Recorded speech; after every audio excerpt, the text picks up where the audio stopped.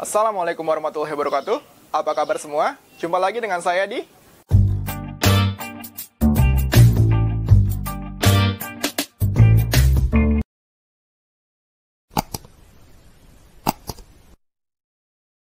Beberapa waktu lalu, kalian telah melaksanakan penilaian tengah semester. Bagaimana hasilnya? Memuaskan? Bagi yang mendapatkan hasil memuaskan, saya ucapkan selamat. Untuk yang belum mendapatkan hasil memuaskan, tidak perlu berkecil hati. Kenapa? Karena ini kan baru PTS. Kalian masih punya kesempatan, mulai dari sekarang hingga UAS nanti, untuk memperbaiki nilai kalian. Maka dari itu, yuk lebih semangat belajarnya. Nah, di pertemuan kita hari ini, kita akan membahas tentang pertidaksamaan eksponen. Jadi kalau sebelumnya kita bahas persamaan eksponen, sekarang kita bahas pertidaksamaan eksponen. Penasaran? Langsung aja yuk kita bahas materinya. Oke, langsung saja kita bahas materi kita hari ini, yaitu tentang pertidaksamaan eksponen. Kita mulai dari pengertian pertidaksamaan eksponen. Pertidaksamaan eksponen adalah pertidaksamaan yang eksponennya atau bilangan pangkatnya memuat variabel. Biar lebih jelas, saya berikan contoh. Nah, di sini ada dua contoh.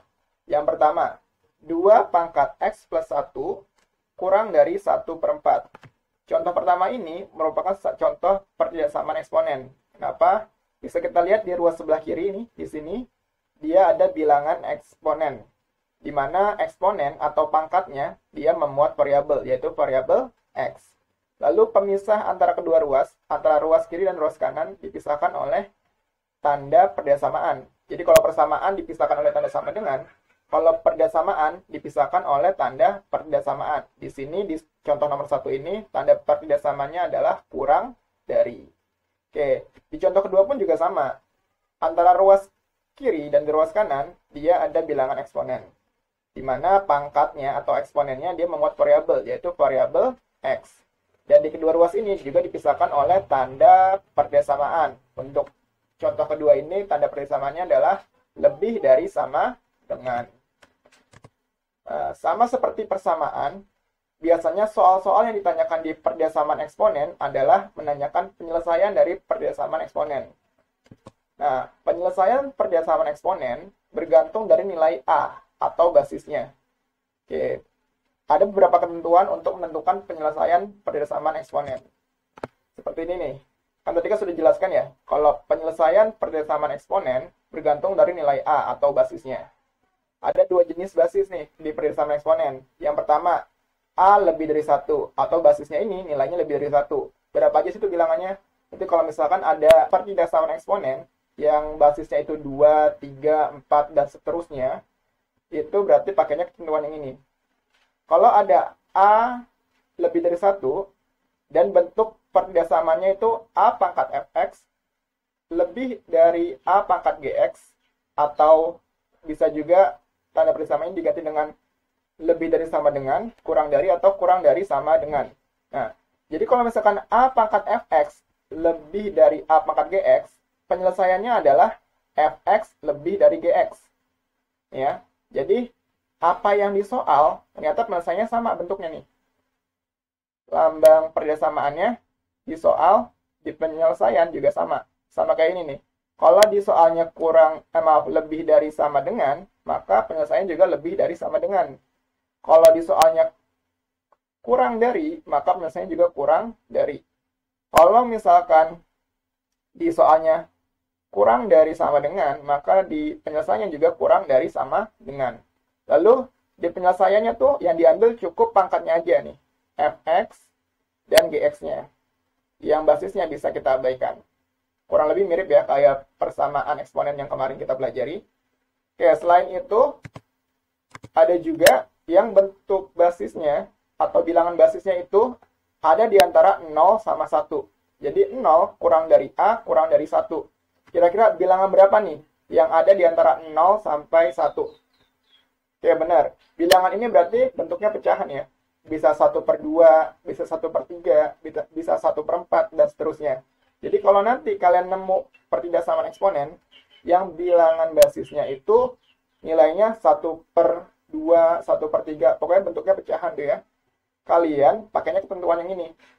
Jadi kalau misalkan ada pertidaksamaan eksponen yang basisnya di antara 0 sampai 1 dan dan bentuk pertidaksamannya A pangkat fx lebih dari A pangkat gx, maka penyelesaian pertidaksamaannya adalah fx kurang dari gx.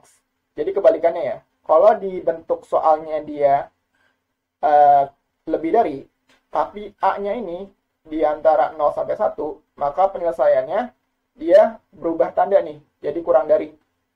Begitupun yang ini. Kalau ada A pangkat fx lebih dari sama dengan A pangkat gx, dan A-nya di antara 0 sampai 1, maka penyelesaiannya berubah tanda juga, jadi kurang dari sama dengan. Ini bisa dilihat ya. Awalnya di soal dia kurang dari, di penyelesaian dia lebih dari. Kurang dari sama dengan, jadi lebih dari sama dengan. Jadi itu bedanya ya.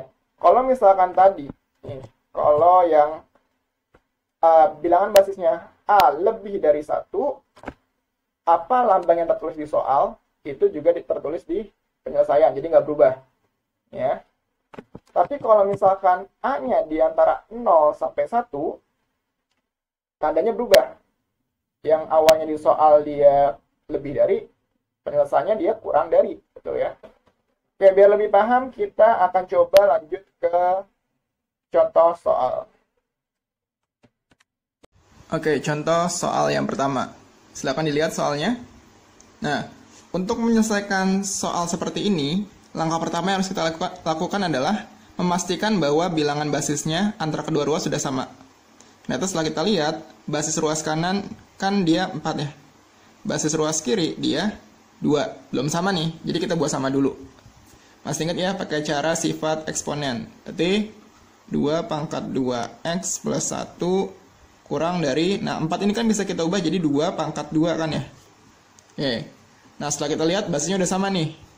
Karena basisnya, atau kita misalkan dengan A, itu 2, berarti kan di sini A-nya lebih dari 1 ya.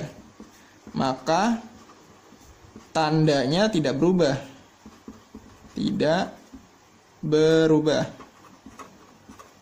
Nah, jadi penyelesaiannya adalah fx kurang dari gx. Fx-nya berapa sih? Nih ya, fx itu yang ini. Fx-nya adalah 2x plus 1. Kurang dari gx-nya berapa? Gx-nya 2. Nah, ini kita mau cari nilai x-nya nih. Berarti sisain x-nya doang di ruas sebelah kiri. Jadi sini 2x, satunya kita pindah ruas, di 2 kurang 1. 2x kurang dari 1. Maka x kurang dari setengah. Jadi jawaban untuk soal nomor 1 adalah x kurang dari setengah. Gimana? Gampang kan? Soal selanjutnya. Silakan bisa dilihat soalnya. Oke, kalau kalian nemu soal bentuknya seperti ini, kalian masih sama ya caranya. Kita perhatikan dulu, basisnya udah sama apa belum? Ya, setelah kita lihat di soal ini pun basisnya belum sama. Berarti kita harus buat basisnya sama dengan cara menggunakan sifat eksponen. Jadi kan di sini 1/3 x kuadrat min x plus 1 kurang dari sama dengan 1/9 ini kan bisa kita ubah jadi 1/3 juga kan. Ini bisa kita ubah jadi 1/3, tapi di sini dia jadinya pangkat 2. Ingat sifat eksponen. Kalau ada bilangan pecahan dipangkatin, berarti atasnya dipangkatin 1/2 tetap 1, 3/2 jadi 9. Sama ya. Nah, di sini pangkatnya jadi x plus 5/2. Nah, lihat yang sini nih. Ada pangkat dipangkatin. Berarti kalau ada pangkat dipangkatin, pangkatnya dikali ya. Jadi di sini jadinya seperti ini. 1/3 x kuadrat min x plus 1 kurang dari sama dengan, nah ini cara ngalinya kali pelangi ya, 2 dikali x, jadi sini 1/3 pangkat 2 kali x, 2x, 2 dikali 5/2, jadi plus 5. Oke, udah sama ya, ruas kiri sudah 1/3, ruas kanan sudah 1/3. Sekarang kita lihat bilangan basisnya. Karena bilangan basis, tadi ya kita misalkan dengan A-nya adalah 1/3, ini berarti dia ada di antara 0 dan 1 ya. Karena dia 1/3. Maka tandanya berubah nih. Tanda ketika mau nyari penyelesaiannya dia berubah. Jadinya fx lebih dari sama dengan GX. Gitu ya. F(x)-nya berapa sih? F(x)-nya ternyata dapat X kuadrat min X plus 1 lebih dari sama dengan 2X plus 5. Lihat, di sini ada X kuadrat ya. Berarti ada fungsi kuadrat. Kalau di fungsi kuadrat, kita harus buat ruas, salah satu ruas jadi sisa 0 doang. Berarti kita buat misalkan ruas sebelah kanan jadi 0 doang ya. Semuanya kita pindah ruas ke sebelah kiri. Jadi X kuadrat min X, 2X dipindah ruas jadi min 2X plus 1 plus 5 dipindah ruas jadi min 5. Lebih dari sama dengan 0.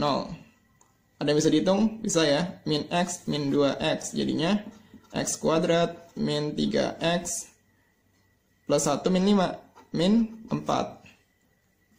Maaf. Lebih dari sama dengan 0.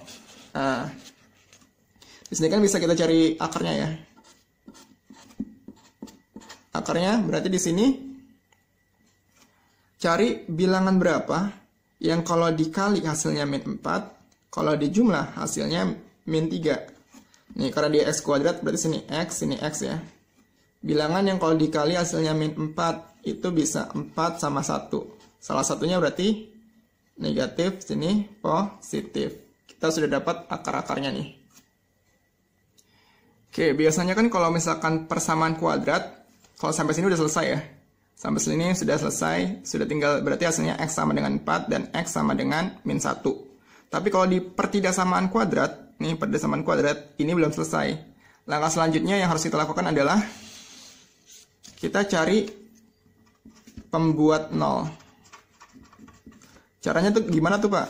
Caranya adalah, nih dari akar-akar yang tadi kita sudah dapat, kita bikin jadi sama dengan 0. Ya, tadi kan kita udah dapat X min 4, X plus 1 sama dengan 0, gitu ya.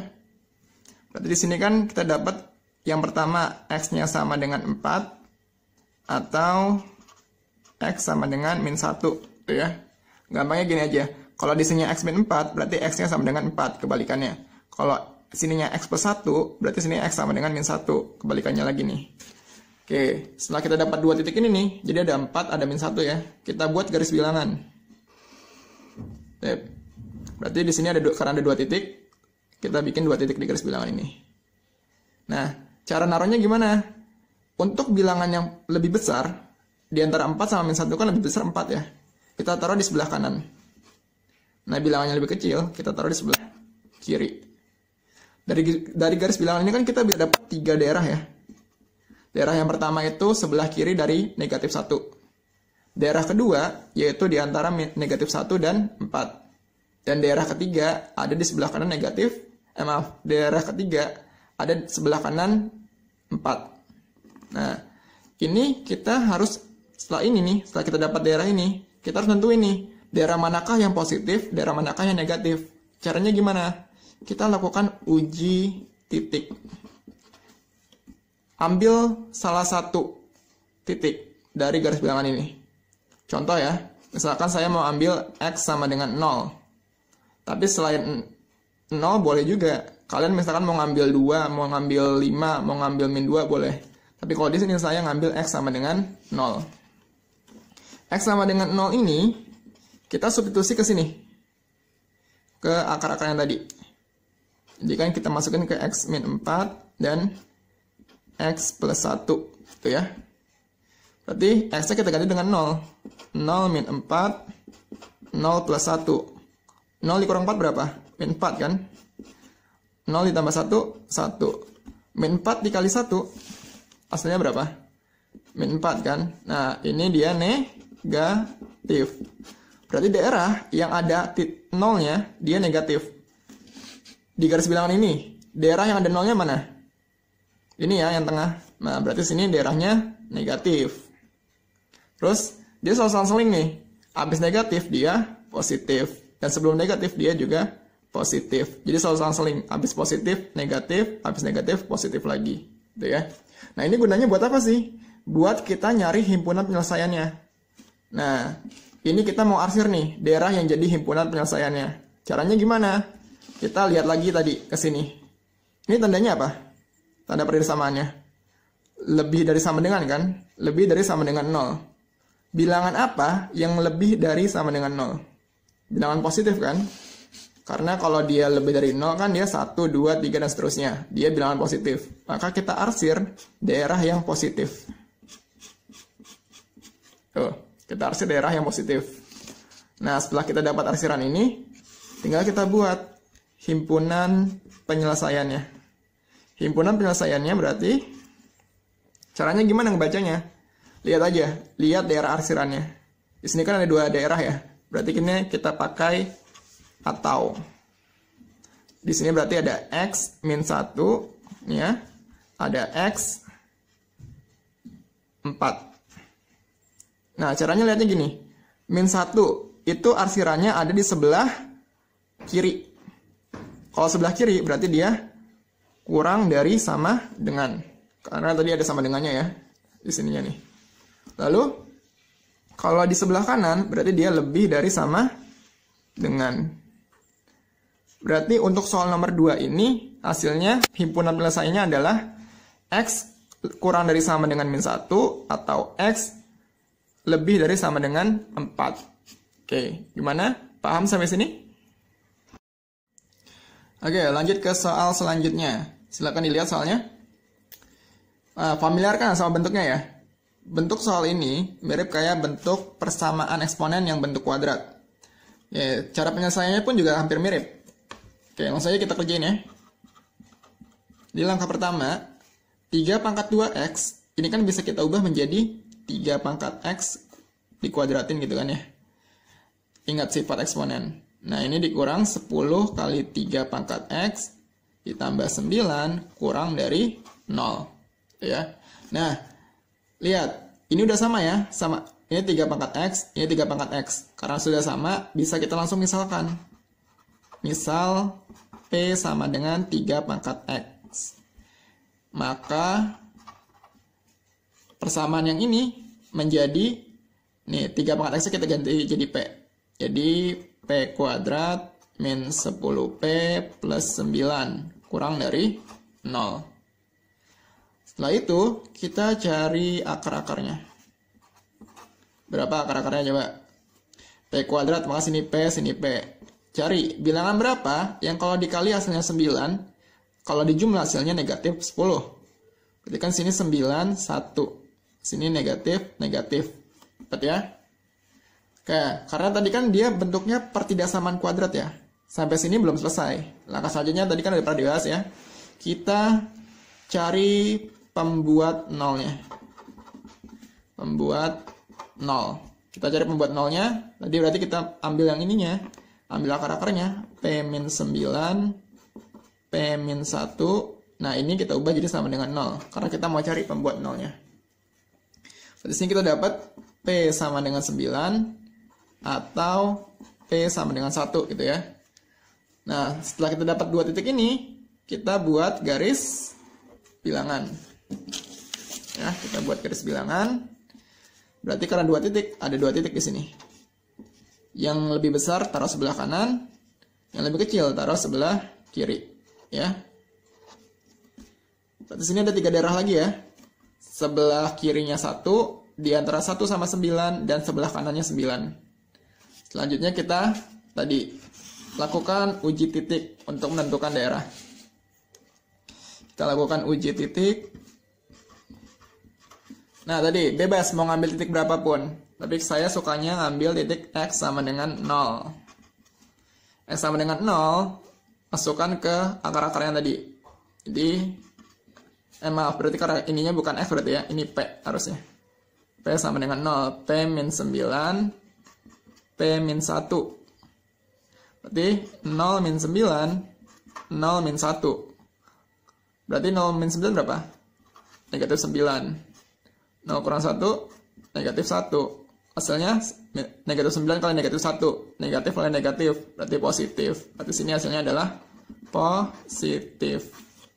Nah, berarti daerah yang ada titik nolnya. Titik nol itu di mana sih? Titik nol kan berarti di sini ya. Sebelah kirinya angka 1. Berarti ini daerahnya adalah positif. Habis positif dia apa? negatif. Habis negatif dia positif lagi. Ingat ya, dia selalu selang-seling. Nah, sekarang kita mau cari himpunan penyelesaiannya. Yang kita lihat tadi apa? Ini ya, di soalnya. Ternyata di soalnya itu dia kurang dari 0. Kalau kurang dari 0, berarti bilangan positif atau negatif? Negatif ya. Maka yang kita arsir adalah negatifnya. Tuh. Berarti di sini kita dapat hasilnya. Nah, gimana cara ngebuat himpunan penyelesaian yang kalau kayak gini? Ini lebih gampang malah. Tinggal kita tulis aja. Yang di ujung kiri dia 1 kurang dari P, karena tadi kan masih P ya. P kurang dari yang sebelah kanan, 9. Nah, kayak gini nih. Kalau dia di tengah-tengah daerahnya, bentuk himpunan penyelesaiannya seperti ini. Oke. Kita kan yang ditanya himpunan penyelesaian dari ini ya. Fungsi ini kan variabelnya X. Sedangkan di sini kan masih P. Berarti selanjutnya kita apain? Kita kembalikan lagi. Nah, kita substitusikan lagi. P sama dengan 3 pangkat X. Berarti P di sini kita ganti jadi 3 pangkat X. Sehingga menjadi 1 kurang dari 3 pangkat X kurang dari 3. Ya. Maaf, 1 kurang dari 3 pangkat X kurang dari 9. Nah, ini kan bisa kita ubah ya. Kita samain bilangan basisnya. Nih, kita samain bilangan basisnya. 1 kita bisa ubah menjadi 3 pangkat 0. Kurang dari 3 pangkat X, kurang dari 9. Kita bisa ubah jadi 3 pangkat 2. Sehingga di sini jadinya, himpunan penyelesaian aslinya, yaitu 0 kurang dari X, kurang dari 2. 3-nya diabaikan aja. Sip. Ini kita dapat hasilnya. Gimana? Gampang kan?